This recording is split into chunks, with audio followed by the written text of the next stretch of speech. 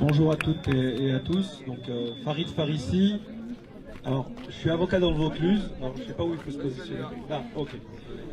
Je suis avocat dans le Vaucluse et effectivement, comme tu le disais François, on est 2 avocats sur le Vaucluse à défendre gratuitement les Gilets jaunes sur 400 avocats. Donc on est un département où il y a 500 000 habitants, il y a 400 avocats et on est 2, donc Sophia Albert que vous connaissez et moi-même. Donc on est 2 et il y a une répression qui est assez violente dans le Vaucluse, à Avignon notamment. À Avignon, si vous êtes au courant, il y a 20 personnes qui ont été condamnées à de la prison ferme depuis le mois de novembre. Et chaque semaine, on a des comparutions immédiates parce qu'il y a Nicole Belloubet qui a envoyé des directives au parquet. Donc quand on nous parle d'indépendance de la justice, c'est une foutaise, c'est n'importe quoi. Il n'y a pas d'indépendance de la justice. Les parquets ont l'obligation de requérir, en tout cas les procureurs sur les audiences, déjà d'envoyer en comparution immédiate, de requérir de la prison ferme et des mandats de dépôt pour des gens qui ont des casiers vierges. C'est une justice d'exception, on n'a jamais vu ça. Moi, ça fait 15 ans que je suis avocat, j'ai jamais vu ça. Des gens qui ont des casiers vierges, où on vient requérir de la prison ferme, mandat de dépôt à l'audience, ils partent en détention à l'audience. Donc sur les 20 qui ont pris la prison ferme, la moitié sont en détention à la prison d'Avignon-le-Pontet.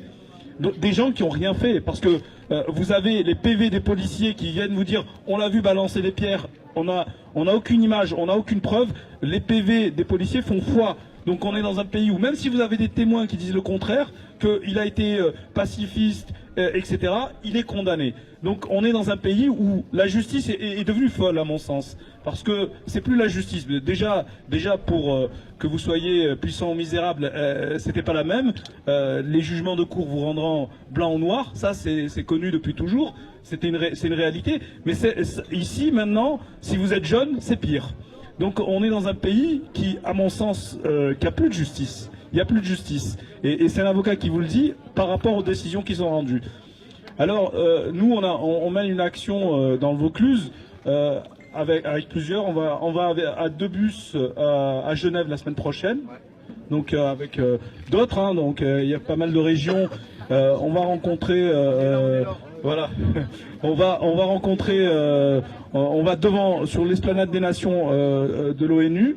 Et on va essayer de faire une délégation pour rencontrer. On a préparé un dossier avec tous les blessés et mutilés du coin.